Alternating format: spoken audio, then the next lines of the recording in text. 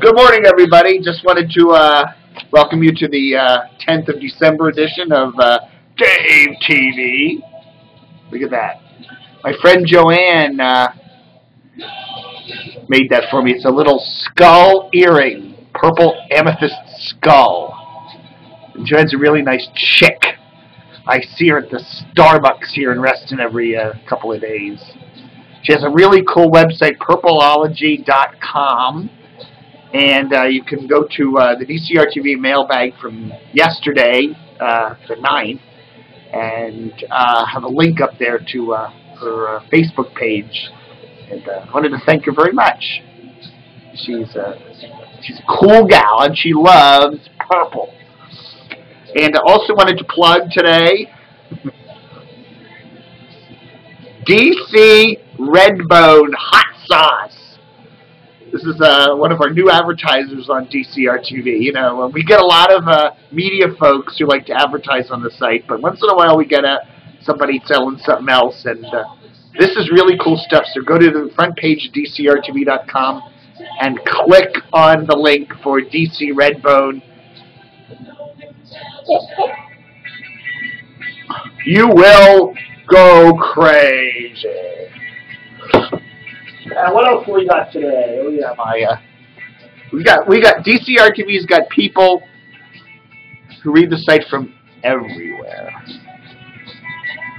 I've got this. I hear now that this is a required device for WJFK.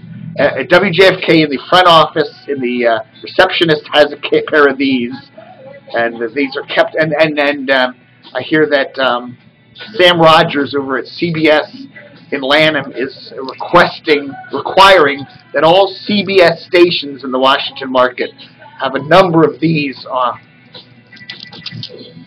readily available. Listening to dear old Chrissy Hine and the Pretenders there on First Wave on Sirius XM. That's XM 44. Good channel there. Just wanted to point out a couple of days ago. He considered taking the car. He was then in Detroit with the Detroit Pistons. He had considered taking the car out on Interstate 75 north toward Flint. 7:30 a.m. I mean, honestly, when he said that, I don't know.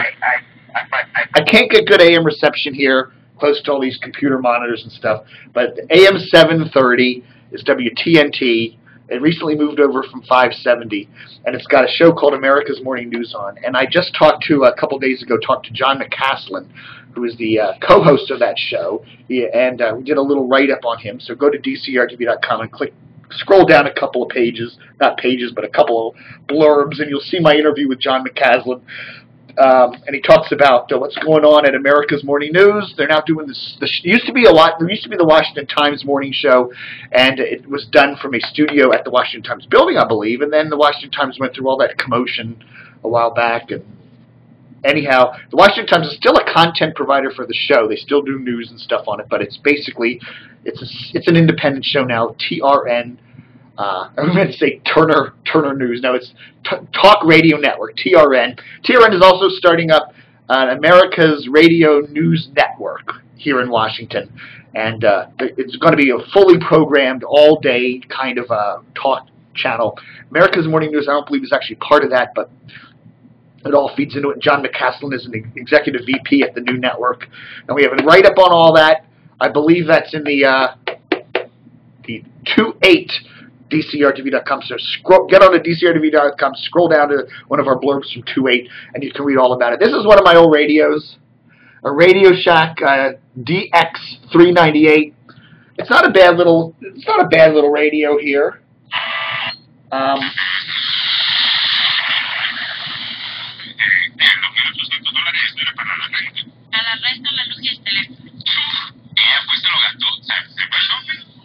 That's the little Spanish station on the 87.7 WDCN. Good little radio, but lousy speaker. Absolutely crappy speaker. I don't know. You know, it gets good reception when you get away from all the electronic mumbo jumbo. Has shortwave on it, long wave on it. Really nice radio. Has, I like it, except they put a crappy speaker in it. Really super tinny, and AM especially. Why radio manufacturers? AM radio, even though nobody listens to it anymore, AM radio doesn't have to sound as bad as it does. Radio manufacturers, they cheap out on their AM reception. And, when I was a kid back in the late 60s, early 70s, we listened to AM all the time, and AM sounded good. On a good radio, and with a good transmitter and all that, AM radio can sound really good. Today's radios, they just throw in AM as an afterthought, and it always sounds really crappy. And radio is no exception. It's a nice radio, but you got to plug an external speaker into it, or else it just gives you a headache listening to it. So a couple more things from Dave's record collection I wanted to point out as we finish up the Bees. Of course, Bananarama, one of my guilty pleasure bands. I just love Cruel Summer. I think it's one of the greatest pop songs ever made. And then this, the Beatles Christmas album. I don't know when this was, 15, 20 years ago. I was walking around the old Hunterswood Center here in Reston, which has since been torn down and rebuilt. But the old Hunterswood Center, they had a little bunch of people with booths and stuff, and there was some guy selling old records, and this was there. Really nice, It's got all the Beatles Christmas messages. It's on Apple Records, from 63, 64, 65, 66, 67, 68. And, really nice. And this is, HFS used to do the old HFS used to do a nice Christmas special, and they would always play all the old Beatles Christmas messages. And I picked this up for like $5-10. But, I don't know. It's the Beatles Fan Club edition.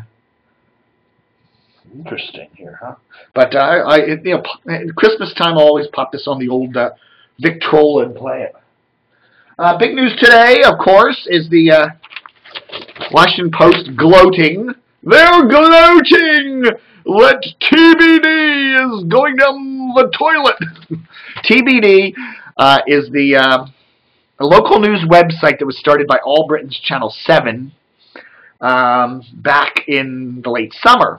And it was supposed to be, this whole game-changing thing. They were going to link to a whole bunch of cool blogs all around the Washington area, and they were going to really revolutionize the local news business on the web here in Washington, and really change things. And they couldn't come up with a name for it. Apparently all the names they thought up for this new website, they were taken. So they dubbed it TBD, to be determined.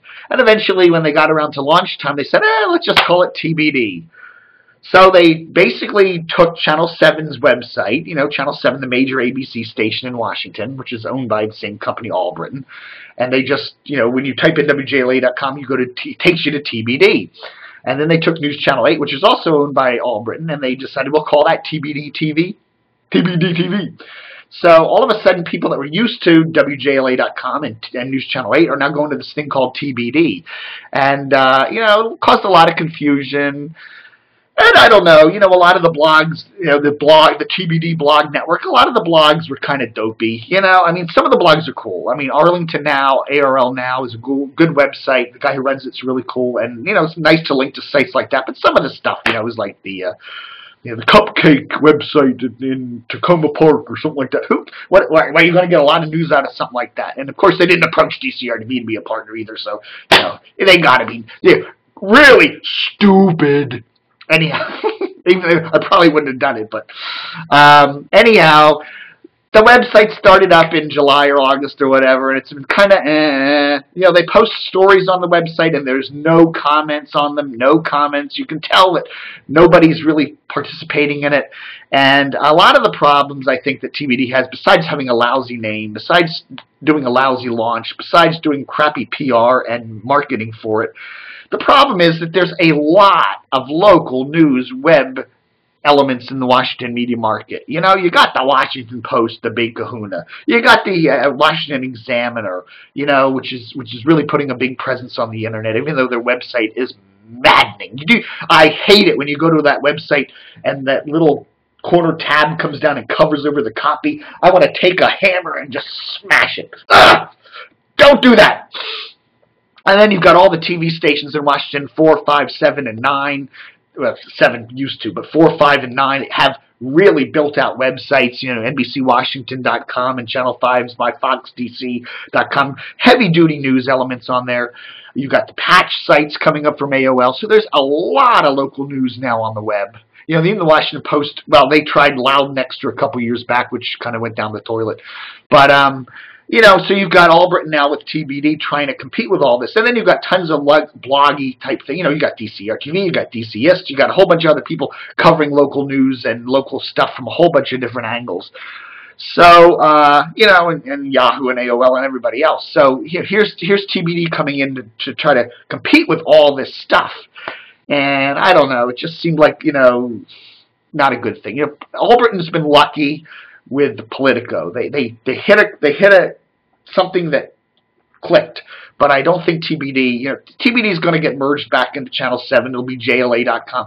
When they launched TBD, they really should have kept the WJLA brand. I think they should have called it something like JLA Local, and kept the JLA connection, kept the News Channel 8 identity, and and not called it TBD, and used and built out what the current JLA website and included that local, hyper-local element. But, whatever. Nobody listens to me. I know nothing. What the hell. That's why DC Radio is so bad. Nobody listens to me. I've got so many good ideas. Kenny King, put the Ramones on! Anyhow, that's it. So anyhow, we shall see if TBD. It'll survive, but, it's going to get all merged back into WJLA's website and all that. So what the heck. Anyhow, thank you for this. Thank you for indulging me on this edition of Dave TV. And don't forget to drink gallons and gallons of this. In fact, when you have lunch today, this is it. This is all you need. Just some hot sauce. Just chug this stuff down, and you will be in orbit. Thanks, folks. Enjoy the day, and don't forget to stay tuned.